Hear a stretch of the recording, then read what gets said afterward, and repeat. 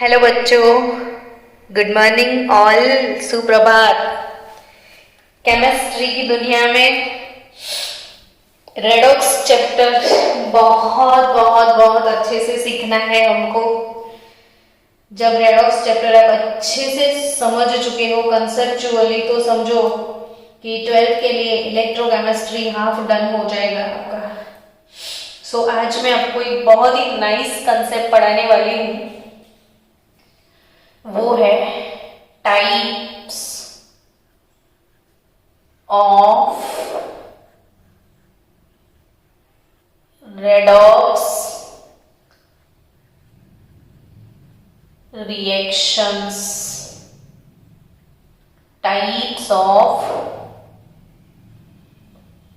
Redox reactions. तो types, wait for 1 minute, एक ग्रहण लग गया है। चलो, टाइप्स ऑफ रेडॉक्स रिएक्शन। कितने टाइप के रेडॉक्स होते हैं? तो there are basic 4 types. First, combination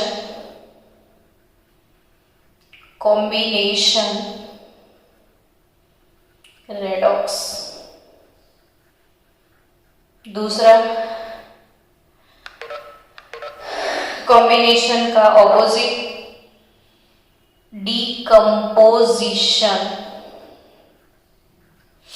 decomposition redox. Third type है डिस्प्लेसमेंट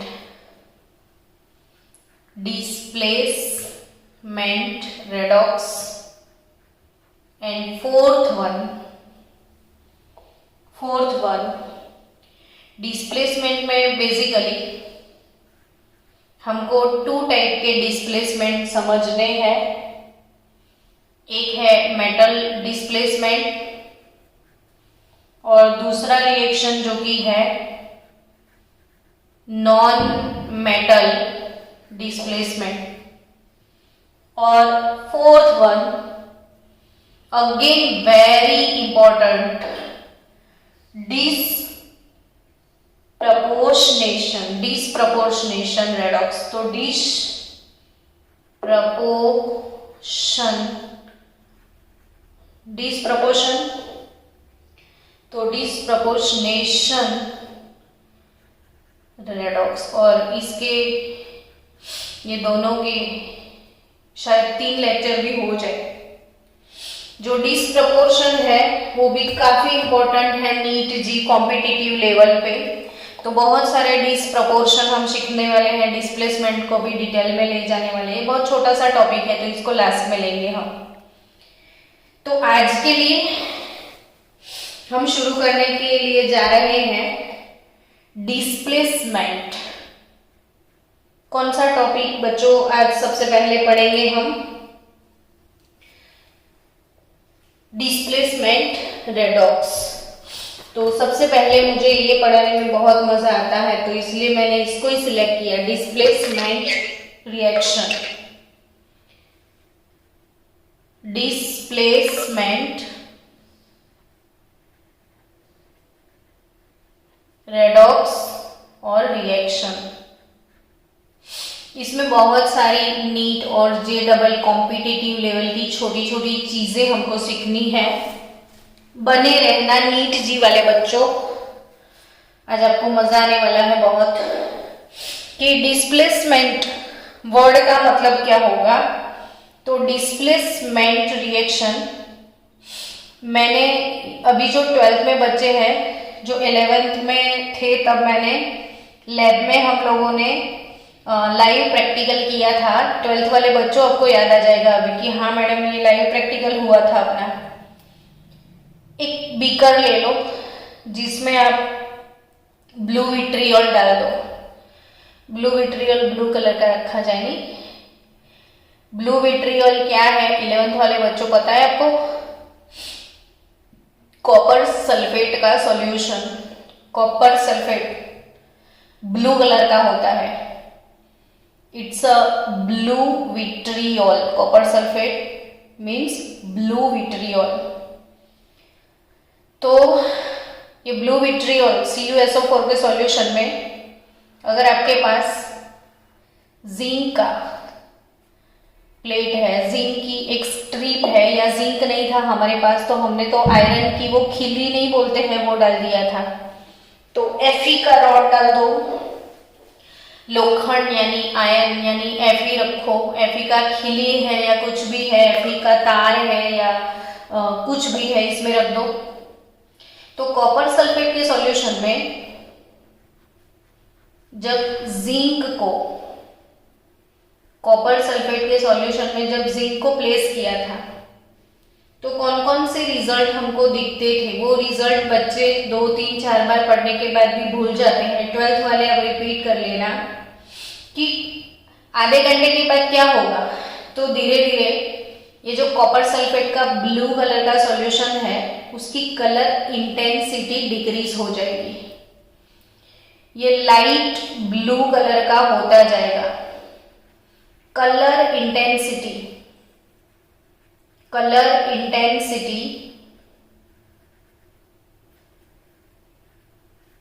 ऑफ ब्लू कलर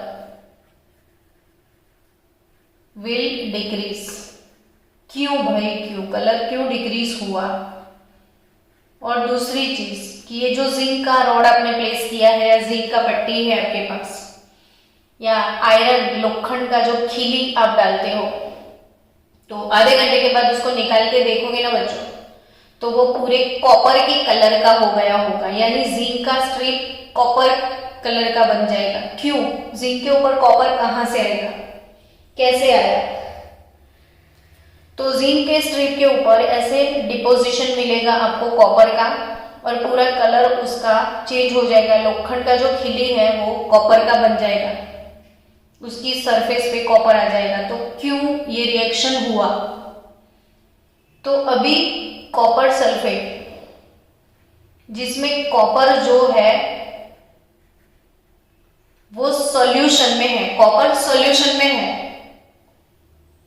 और जिंक का मेटल है, तो zinc as a metal rod है और कॉपर एज अ सॉल्यूशन आपके पास है। एक चीज याद रखना, copper is less reactive then zinc and zinc is more reactive. अब ये कैसे पता चलेगा? तो 10th में आपने रिएक्टिविटी सीरीज प्रिपेयर की होगी, मैं अभी आपको रिएक्टिविटी सीरीज लिखवाती हूं, पर अभी पढ़ने से पहले एक चीज मैं माइंड सेट करवा रही हूं कि zinc metal is more reactive than copper metal. इधर लेस रिएक्टिव मेटल जो है उसका सॉल्यूशन है, जो कि मोर रिएक्टिव मेटल है उसका आपने स्ट्रिप रख दिया है। तो व्हाट विल हैपन, बच्चा लोग ध्यान से आराम से, क्या होने वाला है? तो डिस्प्लेसमेंट, यानी जिंक जो है वो सॉल्यूशन में चला जाएगा और जिंक सल्फेट का सॉल्यूशन बनेगा। 12th वाले बच्चे आंसर दो, जिंक सल्फेट के सॉल्यूशन का कलर कौन सा है? Give me answer of 12th standard student. Zinc sulphate का सॉल्यूशन का कलर कौन सा है?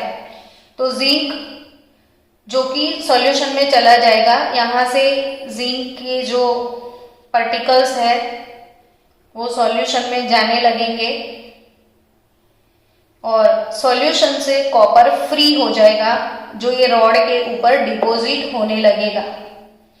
तो जिंक कॉपर की जगह पे आ गया और कॉपर जिंक की जगह पे चला गया, इसीलिए ऐसे रिएक्शन को हम डिस्प्लेसमेंट बोलते हैं, जिनका प्लेस चेंज हो जाता है।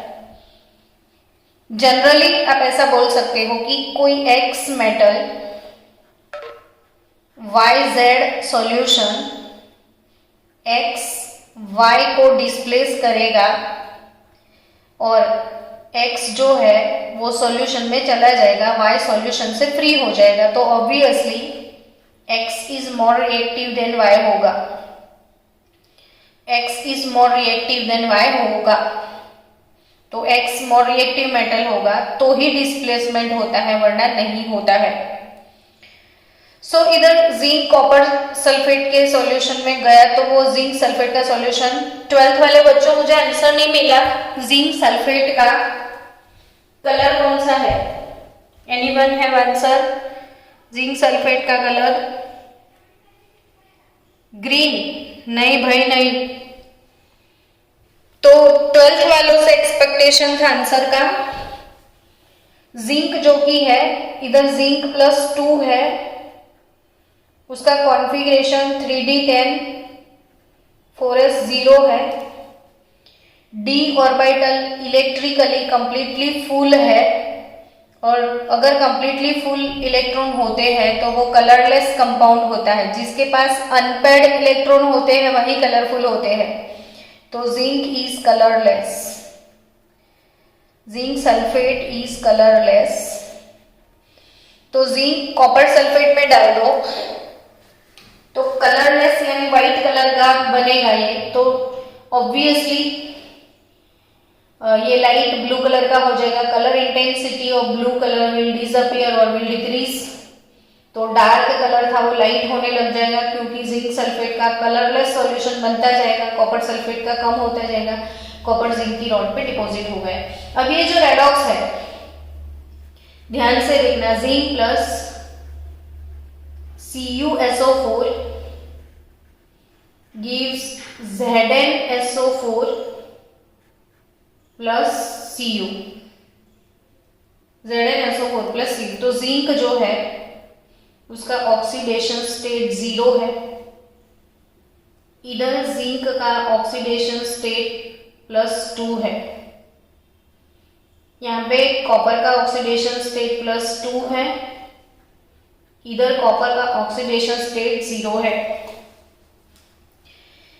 बच्चों Zn 0 to 2, जिंक का ऑक्सीडेशन स्टेट 0 to 2 यानी ये इंक्रीज हो गया, ऑक्सीडेशन स्टेट इंक्रीज हो गया, जिसको आप बोलोगे ऑक्सीडेशन।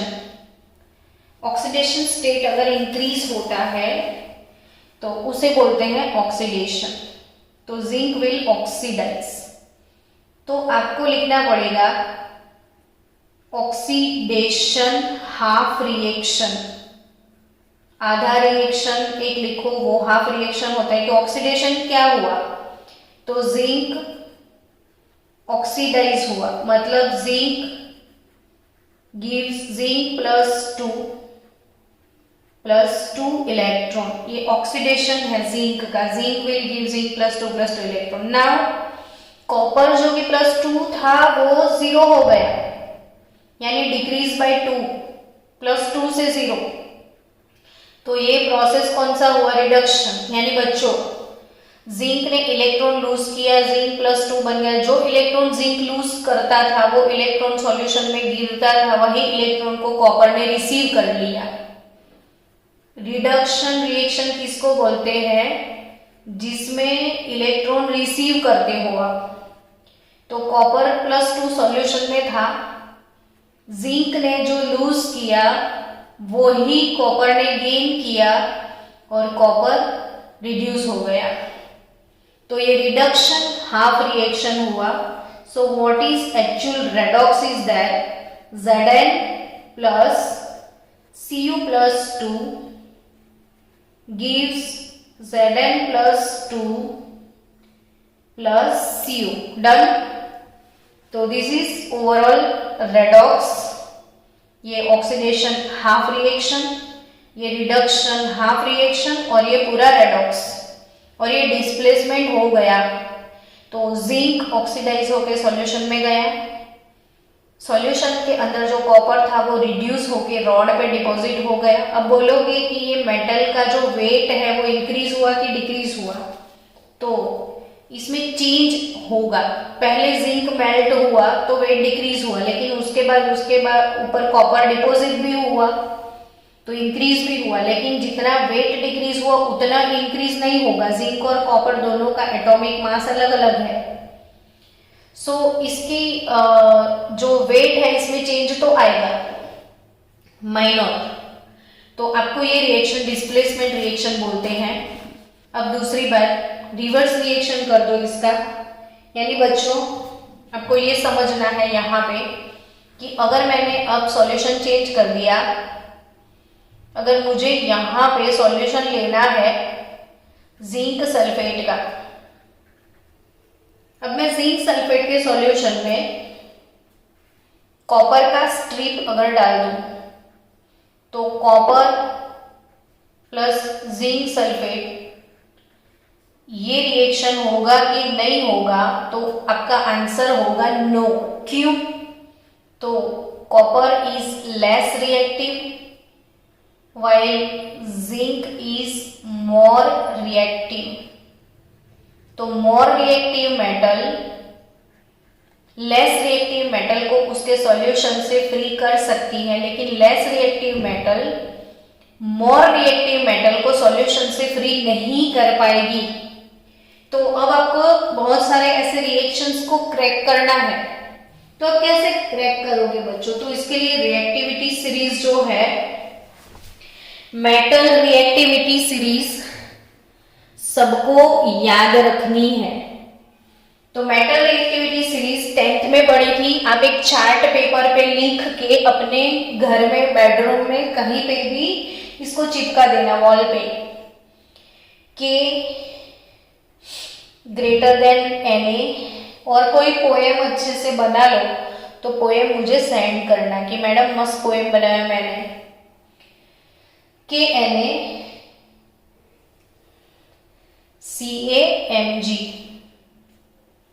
Na CaMg, कनाका मगन अंकल अलीगढ़ स्टेशन पे।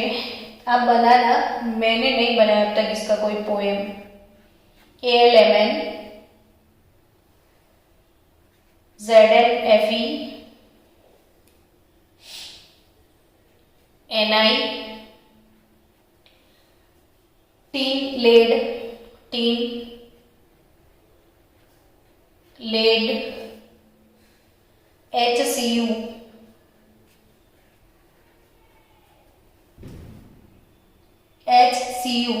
फिर HgAu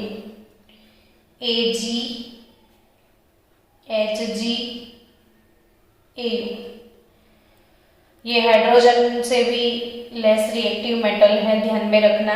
कैसे कैसे क्वेश्चंस आएंगे आगे, हम नीट के क्वेश्चन सॉल्व करने वाले हैं अभी इसमें। नीट वाले बच्चों थोड़ी धीरज रखो, आपके लिए आज बहुत अच्छा कुछ फूड मिलने वाला है आपको। चलो बच्चों आगे बढ़े कि भाई ये रिएक्टिविटी सीरीज है। अब इसके हिसाब से अगर किसी ने आपको क्वेश्चन पूछ लिया कि if I placed aluminium strip in nitric acid solution then what will happen। या चलो कॉपर नाइट्रेट का सॉल्यूशन है, नाइट्रिक एसिड का नहीं है, चलो कॉपर नाइट्रेट का सॉल्यूशन है। कॉपर नाइट्रेट का सॉल्यूशन, इसमें एल्यूमिनियम का रॉड मैंने प्लेस किया, तो रिएक्शन विल अकर और नॉट। तो आपको सीरीज चेक करना है। सीरीज में आगे वाली मोर रिएक्टिव मेटल है, पीछे वाली less reactive. So you can say here aluminium is more reactive than copper। यानी एल्यूमिनियम मोर रिएक्टिव है और उसका पट्टी है, रॉड है, और कॉपर का सॉल्यूशन है। मोर रिएक्टिव मेटल का रॉड है, लेस रिएक्टिव मेटल के सॉल्यूशन है। तो रिएक्शन होगा कि नहीं? तो यस, ये होने वाला है, ये रिएक्शन होके रहेगा। अब रिएक्शन कैसे होगा तो वो लिखना भी आना चाहिए। तो एल्यूमिनियम मेटल यहाँ पे मेल्ट होगा, ऑक्सीडाइज होगा। मोर रिएक्टिव ऑक्सीडाइज होता है, वो एनोड बन जाता है। तो एल्यूमिनियम कॉपर नाइट्रेट के सॉल्यूशन से कॉपर को डिस्प्लेस करेगा, तो ऑब्वियसली एल्यूमिनियम नाइट्रेट का सॉल्यूशन बनेगा, है ना। तो बच्चों एल्यूमिनियम नाइट्रेट का सॉल्यूशन तो फॉर्मूला जब तक नहीं पता है तब तक कुछ नहीं आता है। तो एल्यूमिनियम जो है उसका तो वैलेंसी फैक्टर 3 होता है। नाइट्रेट NO3 -1 होता है। तो एल्यूमिनियम 3 नाइट्रेट 1 यानी Al1 NO3 थ्राइस सॉल्यूशन का ये चीज बहुत इंपॉर्टेंट है कि आपको ये आता है कि नहीं, बाकी सब चीजें तो कॉमन है। तो एल्यूमिनियम कॉपर नाइट्रेट का सॉल्यूशन, एल्यूमिनियम नाइट्रेट बनने वाला है। कॉपर नाइट्रेट ग्रीन कलर का होता है। Copper nitrate green colour solution है। अब ये AlNO3 थ्राइस बन गया, क्या होगा? तो एल्यूमिनियम सॉल्यूशन में चला जाएगा और कॉपर फ्री हो जाएगा। लेकिन ये बैलेंस नहीं है, रिएक्शन को बैलेंस करना पड़ेगा। 3 नाइट्रेट है, इधर 2 नाइट्रेट है, AlNO3 थ्राइस। तो कैसे रिएक्शन को बैलेंस करेंगे? तो पहले आप हाफ रिएक्शन लिख दो। कॉपर नाइट्रेट ये 2 है, 3 से मल्टीप्लाई कर दो तो 6 हो जाएंगे। तो 3 मोल कॉपर रिलीज हो जाएगा। अब AlNO3 थ्राइस, तो 3NO3 आपको यहां से मिलेंगे, तो 2 रिमेनिंग, तो 2 इधर लिख दो कि 2AlNO3 थ्राइस, तो 2Al 3CuNO3 टाइम्स 3 मोल कॉपर। अब ये रिएक्शन कैसे मल्टीप्लाई करना वो सीखते हैं। तो ऑक्सीडेशन हाफ रिएक्शन कैसे लिखना है? ऑक्सीडेशन हाफ रिएक्शन, तो इसमें ऑक्सीडेशन किसका होगा? तो एल्यूमिनियम यहाँ पे 0 है, यहाँ पे +3, तो oxidation half reaction aluminium gives aluminium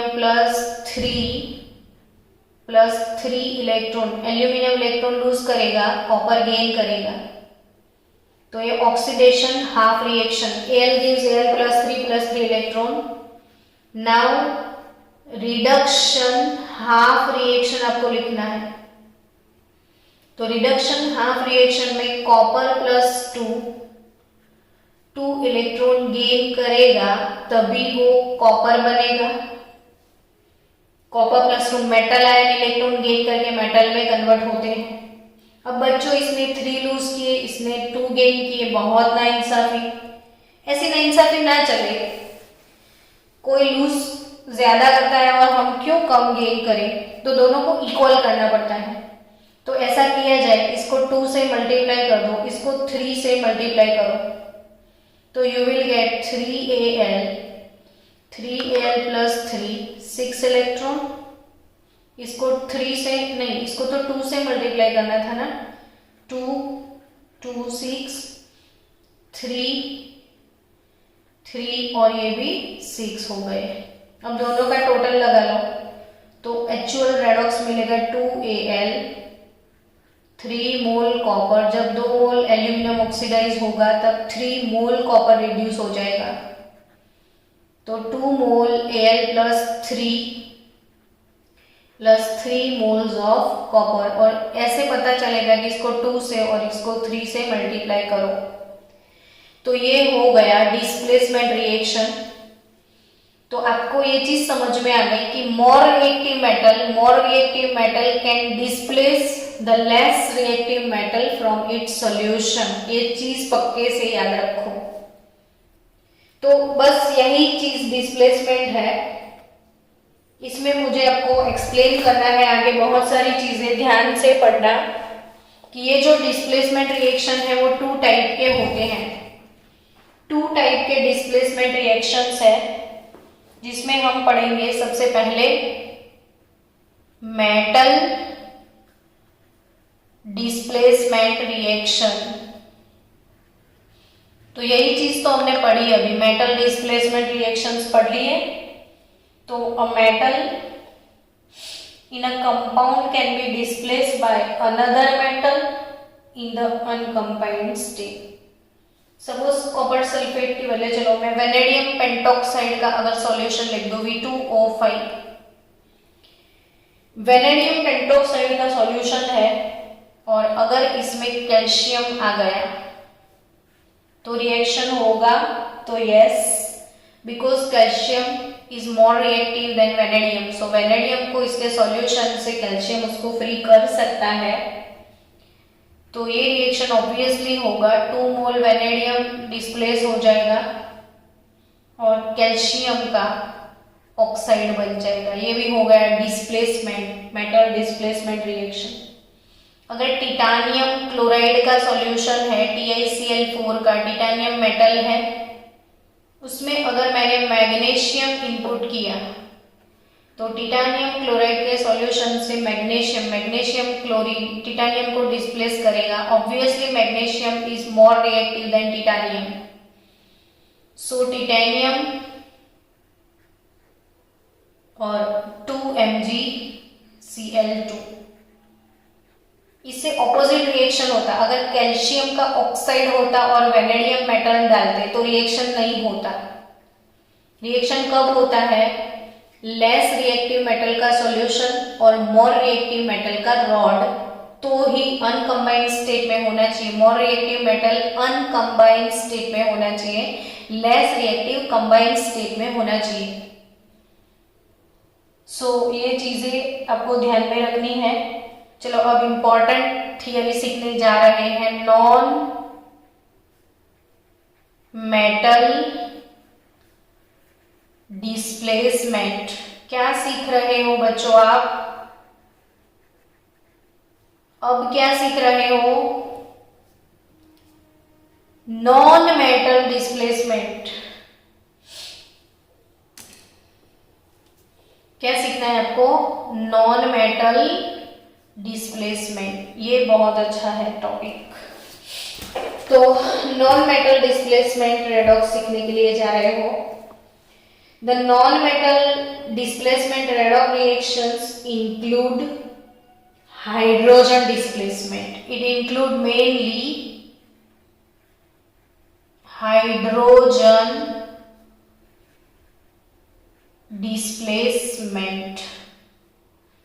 oxygen displacement भी पॉसिबल है, मैं आगे आपको ऑक्सीजन डिस्प्लेसमेंट सिखाऊंगी, बट मेनली इसमें ज्यादातर maximum non metal displacement reaction hydrogen के होते हैं।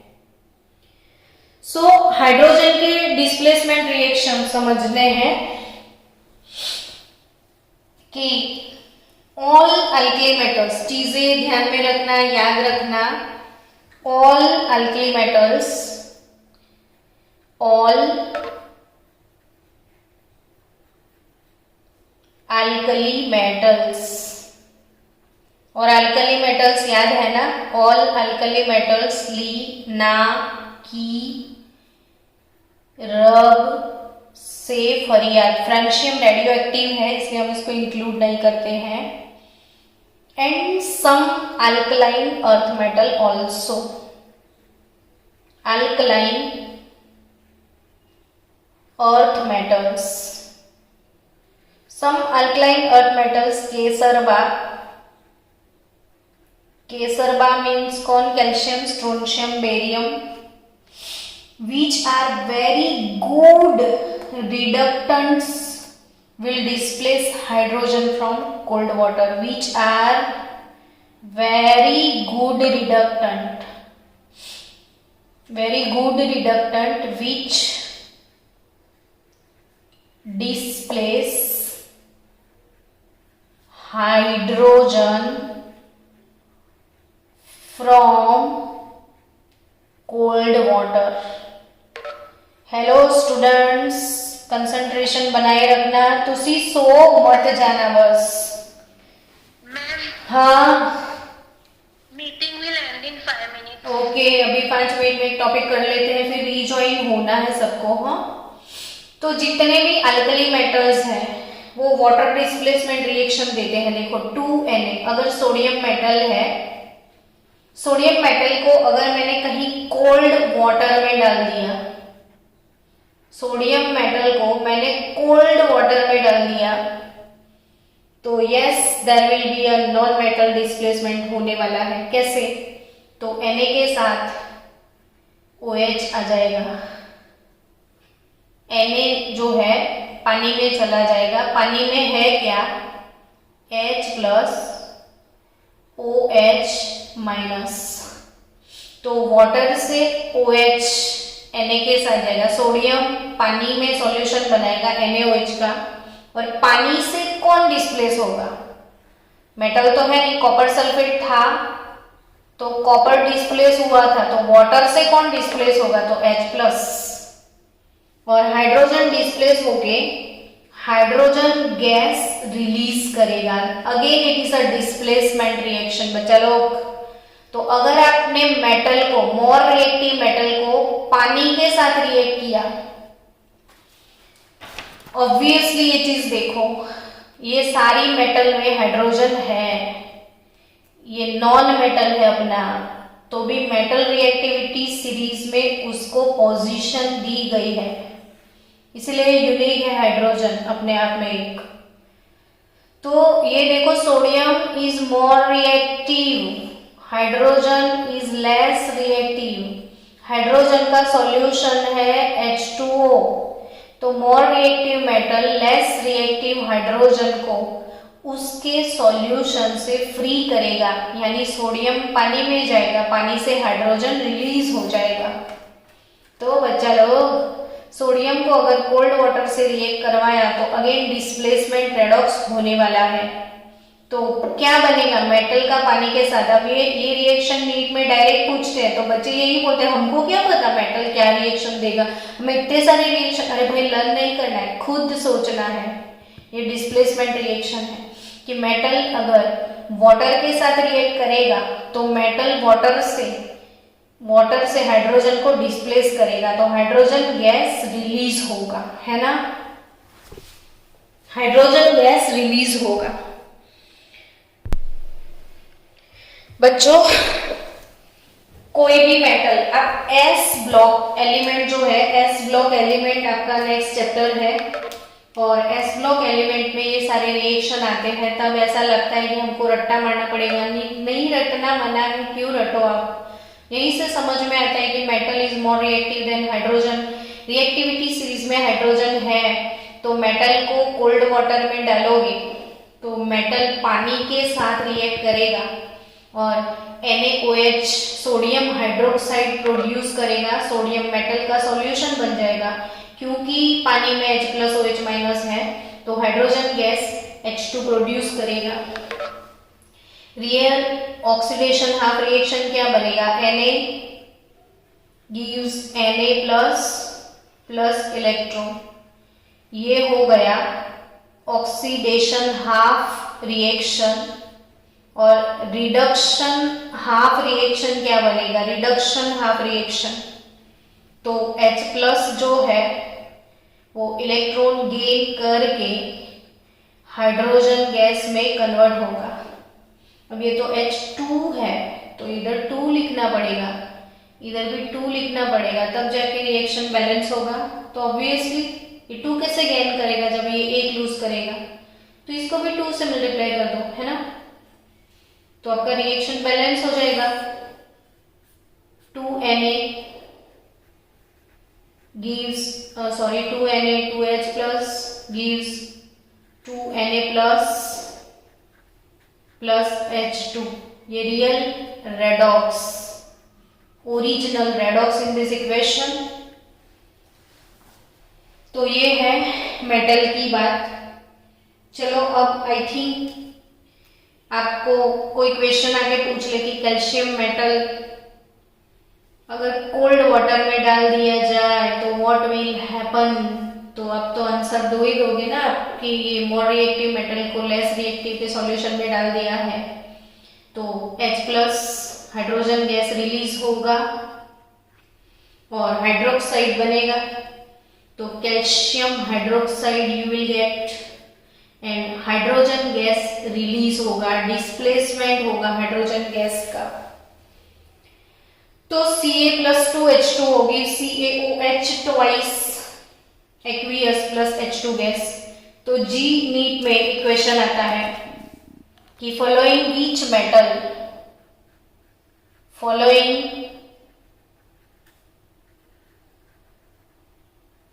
which metal will not displace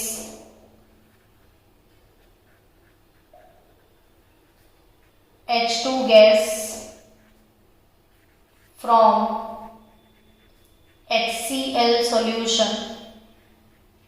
जो पानी के साथ रिएक्ट नहीं करेगा ना, तो वो पानी जो वाटर के साथ रिएक्ट नहीं करता है, कोल्ड वाटर के साथ, उसको वार्म वाटर या स्टीम अप्लाई करना पड़ता है, हॉट वाटर या स्टीम। और जो हॉट वाटर या स्टीम के साथ भी रिएक्ट ना करे तो वो हाइड्रोजन का दूसरा कोई सॉल्यूशन HCl एसिड हाइड्रोजन का ही तो है, H+Cl-, तो इसमें से भी हाइड्रोजन डिस्प्लेस हो सकता है। तो ये क्वेश्चन गुजरात बोर्ड में 12th में बोर्ड के पेपर में था, एज वेल एज जी मेन में था, एज वेल एज नीट में भी था। तो ऐसा कौन सा मेटल है जो हाइड्रोजन को डिस्प्लेस नहीं कर सकता? तो अगेन डिस्प्लेसमेंट सीरीज को देखो। Hydrogen is more reactive than copper, silver, mercury and gold. Hydrogen is more reactive than copper, silver, mercury and gold. तो रिएक्टिविटी सीरीज बाय हार्ट किया हुआ है, तो अब बड़े आराम से आंसर देने वाले हो कि ऐसी कौन सी 4 मेटल है जो हाइड्रोजन को रिप्लेस नहीं कर सकती, डिस्प्लेस नहीं कर सकती। तो वो Cu, Ag, Hg, Au। समझ गए बच्चे लोग? तो आपका आंसर होगा copper, mercury, gold Cu, Ag, अच्छा सिल्वर भी। तो ये 4 जो मेटल है, ऑलमोस्ट ये वाला आंसर होता है, हमेशा कॉपर ही देते हैं ये लोग। कॉपर को अगर आपने HCl के सॉल्यूशन में डाल दिया तो रिएक्शन होगा? तो no, reaction will not occur because copper is less reactive than hydrogen, और इसकी वजह से कॉपर हाइड्रोजन को डिस्प्लेस नहीं कर सकता है। समझ रहे हो बच्चों? कॉपर हाइड्रोजन को डिस्प्लेस नहीं करेगा because copper is less reactive than hydrogen. तो आई थिंक आपको ये डिस्प्लेसमेंट अच्छे से समझ में आ गया है। अगर मैं कोई लेस एक्टिव मेटल की बात करती हूँ, जैसे मैग्नीशियम एंड आयरन, तो वो कोल्ड वाटर से रिएक्ट नहीं करेंगे, थोड़े से लेस रिएक्टिव है। सोडियम इज हाईली रिएक्टिव, तो वो कोल्ड वाटर से रिएक्ट कर जाएगा। लेकिन मैग्नीशियम और Fe जो है वो थोड़े लेस रिएक्टिव है। मैग्नीशियम और Fe comparatively less reactive in comparison of sodium and potassium. So less reactive metals such as magnesium and iron react with steam। इनको हॉट वाटर चाहिए, स्टीम चाहिए, वेपर चाहिए वाटर का। तो अगर इनको वाटर वेपर में डाल दिया या स्टीम के साथ रिएक्ट करवाया तो रिएक्शन हो जाएगा इनका। वैसे ये भी रिएक्टिविटी सीरीज में हाइड्रोजन से तो बहुत आगे है, तो ये हाइड्रोजन को डिस्प्लेस कर सकते हैं। Magnesium will give magnesium hydroxide and it displays hydrogen gas, while Fe ferric hydroxide बना देगा और वो भी हाइड्रोजन गैस को रिलीज कर लेगा। और फेरिक हाइड्रोक्साइड को हम Fe2O3 भी लिख सकते हैं, Fe2O3 इंटू XH2O भी लिख सकते हैं। तो यहाँ पे आप फेरिक ऑक्साइड लिखो तो भी चलेगा। तो ये रिएक्शन Fe+2H2O बैलेंस करना है तो 2Fe+3H2O गिव्स, इधर इसको हटा के Fe2O3 इंटू 3H2+3H2 गैस, ये ऐसे रिएक्शन होगा। और ये मैग्नीशियम हाइड्रोक्साइड और हाइड्रोजन गैस। बहुत सारी ऐसी मेटल है जो कोल्ड वाटर के साथ रिएक्ट नहीं करती, स्टीम के साथ भी रिएक्ट नहीं करती, तो वो HCl से रिएक्ट करेगी। फॉर एग्जांपल जिंक मेटल है, फॉर एग्जांपल Fe मेटल है, लेस रिएक्टिव है, तो वो HCl के साथ तो बहुत अच्छे से रिएक्ट कर सकते हैं। ये रिएक्शन आप खुद कंप्लीट करना और मुझे आंसर देना कि जिंक के ऊपर HCl या H2SO4 या कोई भी हाइड्रोजन का सॉल्यूशन डालोगे तो इसमें से हाइड्रोजन गैस निकलेगा। तो वैसे भी हम नेक्स्ट चैप्टर में पढ़ने वाले हैं production of hydrogen gas. Hydrogen gas को कैसे प्रिपेयर किया जाए, तो कोई भी एसिड के सॉल्यूशन में जिंक या कोई भी मेटल को डाल दो, कोई भी मेटल को, आपको मिलेगा hydrogen gas. Zinc ZnCl2 plus H2 gas, FeCl3 plus 3/2 H2 gas, magnesium FeCl2 MgCl2 plus H2 gas. ये सारी रेडॉक्स आप बनाना, बेसिक रेडॉक्स इसमें कौन सी है वो आप, तो ये HCl हाइड्रोजन के सॉल्यूशन में से ये मेटल ने हाइड्रोजन को डिस्प्लेस किया है। ये 4 मेटल हाइड्रोजन को डिस्प्लेस नहीं कर सकती, ये 4 मेटल हाइड्रोजन को डिस्प्लेस नहीं कर सकती हैं। बच्चों और भी नीट जी के इसमें बहुत सारे आइडियाज हैं हैलोजन के बारे में कि कौन सा हैलोजन किसको रिड्यूस कर सकता है, तो वो हम सीखेंगे नेक्स्ट लेक्चर में। यानी कल हम डिसप्रपोर्शन के साथ साथ हैलोजन एक्सचेंज वाला रिएक्शन भी सीखेंगे। हैलोजन एक दूसरे के अंदर हैलोजन एक दूसरे को कैसे रिड्यूस कर सकते हैं और डिसप्रपोर्शन क्या है वो कल के टॉपिक में पढ़ेंगे। तो आज के लिए बस इतना ही, नहीं तो सो जाओगे आप।